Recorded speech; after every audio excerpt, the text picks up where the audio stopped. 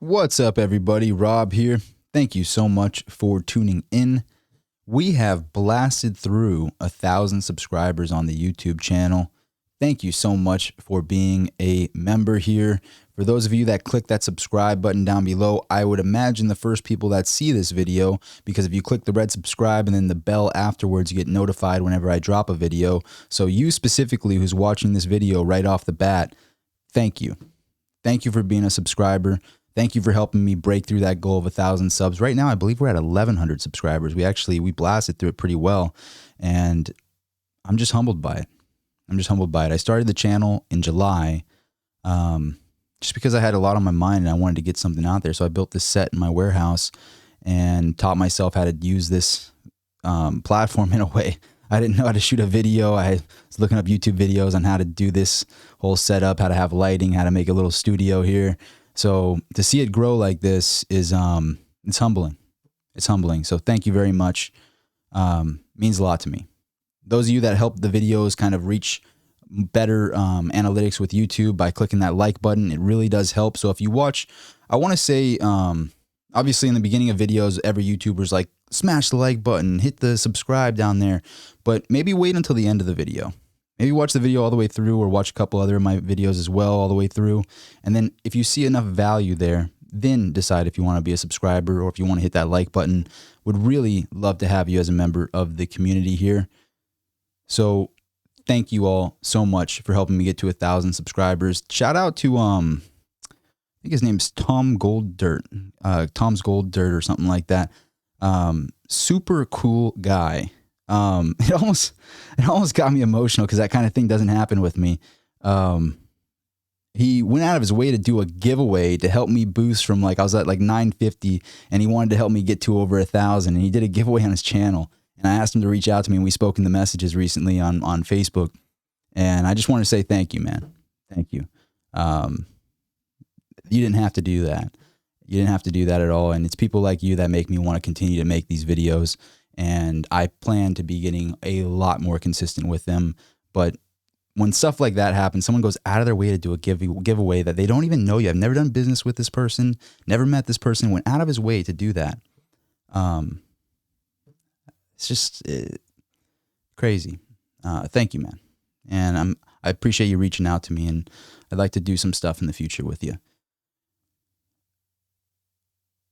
We are in extremely uncertain times, and I like to make videos not only when times are good, but also when times are very uncertain, because that's when you want to get some I can't say advice, because these channels are not for financial advice of any way, shape, or form, discretion. This is for financial education purposes based on my opinion only. But during times like these, I think it's the time to actually make these videos. So what we're being told right now is Biden is the next president from media. It's not official yet. But we are being told that Biden is the president-elect. Trump is contesting this with a legal battle, and I have been getting bombarded with the same questions about what's going to happen with precious metals, what's happening with Bitcoin right now, based on this election result. Now, I'm going to make this video specifically about my answer to that, which is my thesis remains the same. And that might just sound very cliche in a sense, where it's just like, oh, okay, well, your thesis remains the same. What does that really mean? But let's really break it down a bit here. Trump is the America First president, wants to take in money from other countries, wants to get rid of bad deals that we had with other countries, bring in more money to the U.S., get us energy independent, do all the things to make America strong and bring America money. Now, with that being said, what happened with the deficit during his presidency? I mean, let's be real here. I'm happy to say the good that President Trump did. I think he was a great commander-in-chief. I think he did a great job with the military. But in regards to the financial system, we spent more money. The deficit grew. Even prior to the pandemic, the deficit grew. So here you have an individual that is talking about bringing money back into the country and America first, Yet not even him, not even this businessman can make the deficit go down. And then this coronavirus on top of that. Now, that is obviously not his fault. You know, that having a massive pandemic around the world is not his fault. I know a lot of people want to say he could have acted differently, but I'm not getting into that politics end of things. I'm getting into specifically the deficit growing. There is more money being printed in these 4 years. Now, is Biden going to do any different than that? If Trump couldn't even get it done, do you think Biden is going to be able to spend less money and bring in more money for the economy and lower that deficit, lower our spending at our government? Highly doubtful, because it's that type of career politicians that got us there in the first place. So what my answer is, not to be political. I have told my friends I'm not willing to lose my friends over the politics stuff. I actually am more middle of the road. I'm more libertarian. I want a smaller government. I want the president to have less power. I want the overall government to have less power and be smaller. That's my goal. That's what I would love to see. But my point is that it doesn't matter which president gets put in office. The can's been kicked too far down the road. Now, if I had an analogy for this situation, we are in a race car. We're in a Ferrari, let's say, and we are jamming on a lake bed. And we're at 100, we're pushing 110 on this lake bed. The only difference right now than there was for the past, 10 years is that we're just going faster. We're just going faster on this lake bed. And the funny part about it is we know for a fact that there's a cliff. We know for a fact that there's a cliff. We know there's a dead end there. We know we've overspent. We know that fiat currency's days are kind of numbered here. And we're just racing towards this cliff. And we just don't know where that cliff is. But the only difference right now is that we are officially pedal to the metal and going faster. Does that change the mindset of decentralized assets? Does that change the mindset of getting out of the dollar that's been diluted and putting it into something that is money worldwide? No. If anything, it strengthens that case. Now we're seeing the stock market pump, and I'm getting clients calling me and going, what's going on with the stock market? Should I just be invested in the stock market? What's going on? My answer to that would be it's kind of a game of hot potato.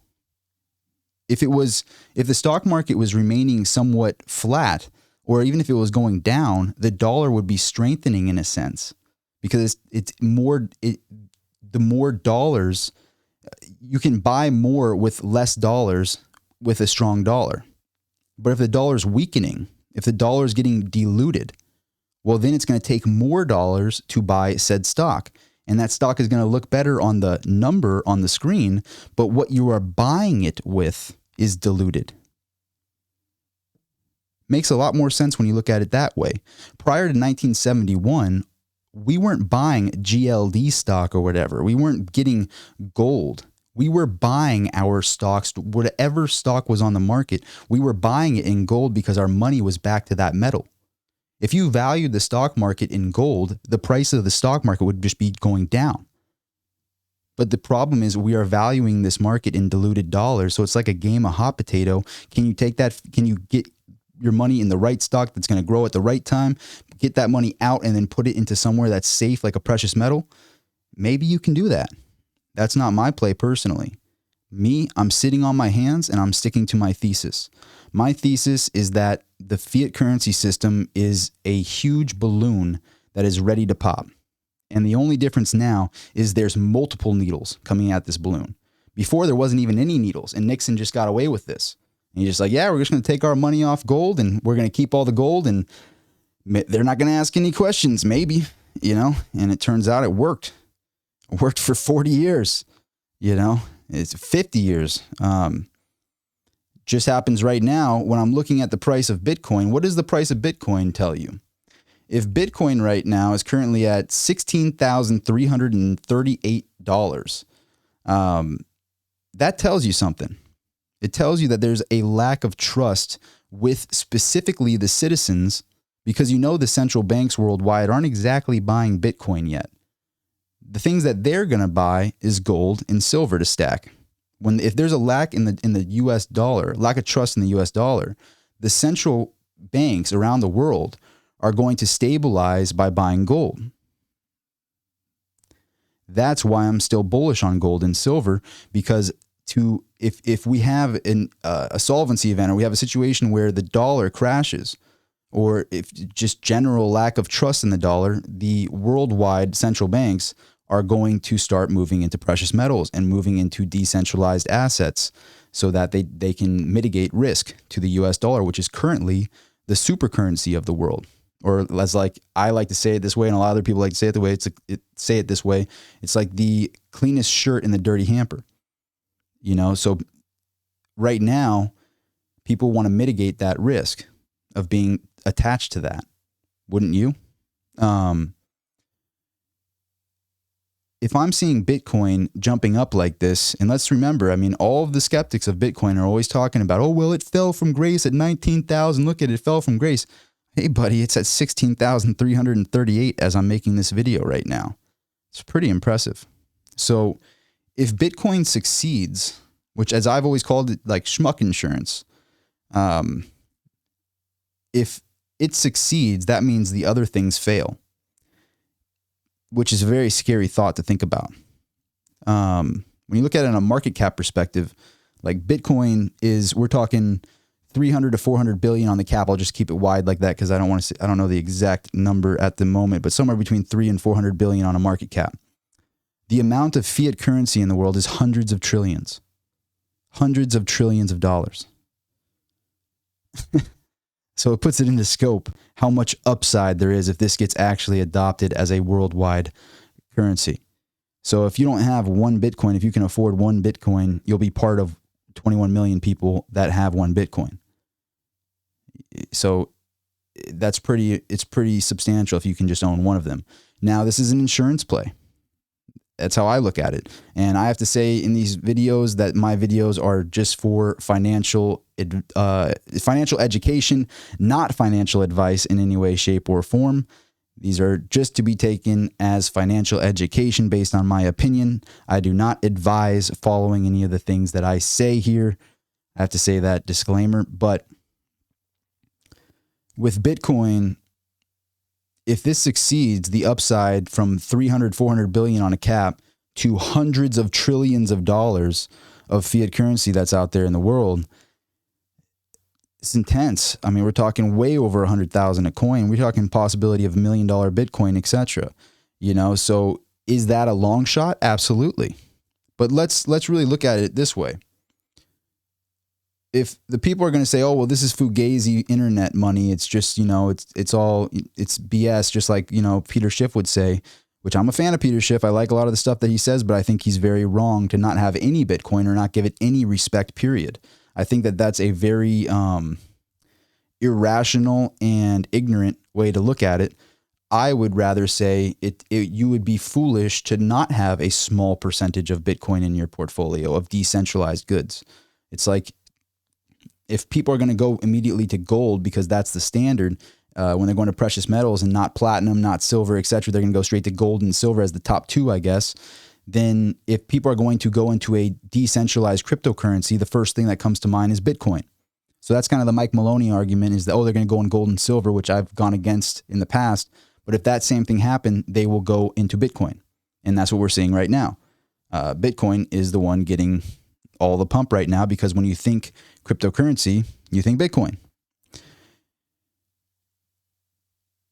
If that is jumping right now, the whole point is the citizens of the world are starting to get nervous about the currency structures.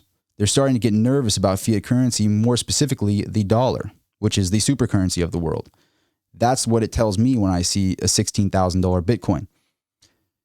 Precious metals is lagging behind right now, which is why I find precious metals to be extremely undervalued in this current climate. And it's a great time to be taking the opportunity to stack some, in my personal opinion. And that's what I'm doing. And I just consistently am buying precious metals because I find it to be undervalued. And my thesis is 5-10 years in the future. That's why I'm so bullish on precious metals, because if there's a situation where there's a huge lack of trust in the US dollar, the worldwide central banks are going to be buying precious metals.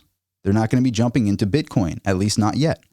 So the first thing they're going to get into is the precious metals market. The next thing would be cryptocurrencies if it starts blowing up. So why not have a position in both? That's always been my argument. And that's always been my thesis. But back to the topic on hand, it really doesn't matter when it comes to is precious metals a good investment and is Bitcoin a good investment with the current possibility of a Biden president or Trump winning again by going through these lawsuits and everything. It doesn't change the play of the thesis is my point. Obviously it matters. Obviously it's a huge deal who takes control of the presidency. But in regards to the precious metals market, the can has already been kicked too far down the road. You see, the cliff is already in place. We're not going to be able to stop this car as this has happened with Trump. He had four full years to slow this down. And I'm sure there was a lot of things he did that helped. But the problem is the car's going too fast. The car's just going too fast. The amount of money spent has been spent. It's too late. And I hate to have that fatalist attitude towards it, but the money is so diluted at this point. It's so ridiculous that the fiat currency structure has lasted this long, in my personal opinion, that it's just inevitable. It's inevitable. And like I said with this car, got a cliff there. We know it's there for a fact. We're in a Ferrari, and the only difference is we're going faster and faster. Maybe they can slow it down a tad, but that cliff is still there. That cliff is still there. So that's the video. You know, I don't want to get too pessimistic because I'm very optimistic about the future. I'm an optimist. I'm a contrarian. You know, I believe in the future of, you know, this country. I believe in you know, I believe in my investments. I believe in precious metals. I believe in Bitcoin. I think Bitcoin is a beautiful thing, and I'm actually very happy to see this happen. But on the flip side of that, I know what it means to see Bitcoin at 16,300. I know what that means, because that means the schmuck insurance policy is actually coming to fruition. And if that happens, if we see a situation where fiat currency crumbles, I don't know if people are ready for that yet. I would like to see that to be more of a gradual thing, but if we see some inevitable crash, be prepared for that. Get yourself prepared for that, because it's not that the stock market is going up, it's that the dollars are diluted to buy these stocks. And what happens in a solvency event? Those are the types of questions that you should ask yourself. I'm not impressed by seeing a stock market jump $1,200 in a day. To me, that just tells me that the money's diluted. That's all it says. And I know I'm being repetitive, but I really want to jam that message out there. And if you disagree with what I'm saying, please post a comment down below. I'm reading all the comments. Everybody else is reading all of the comments. We really grow together when we have that back and forth in the comments, and we're able to exchange our thoughts that way. My comments will never, ever be turned off on YouTube. They will always be open. I love hearing all comments, whether you think that I am completely foolish and make no sense, or whether you're on my side on this argument here and I missed out on a couple points. Please point those out in the comments. It really does help out all of us.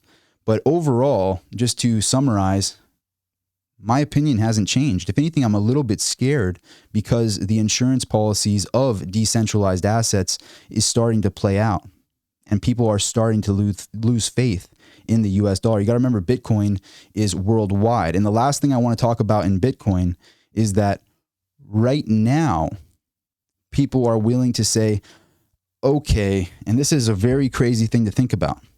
People right now are willing to say, okay, you know, I'll take your dollars, I guess.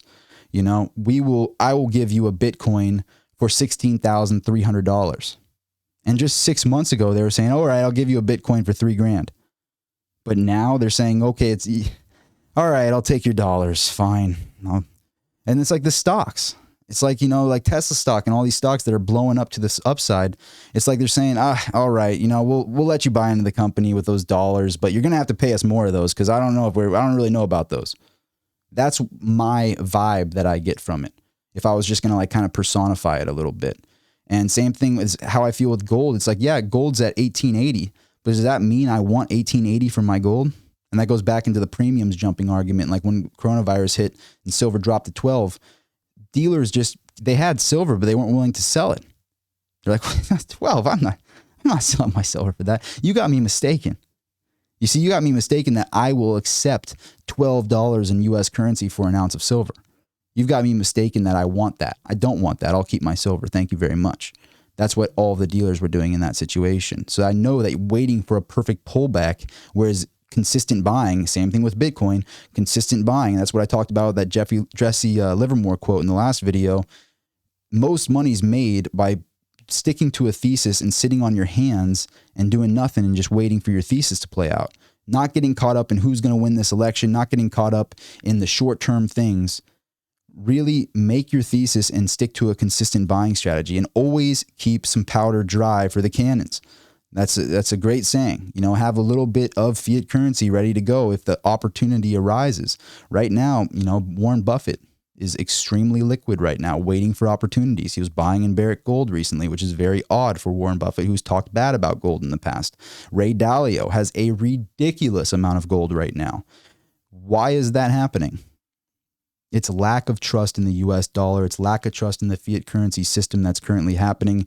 And quite frankly, that play is still in play regardless of who wins this election here. And yes, I think the election is very serious.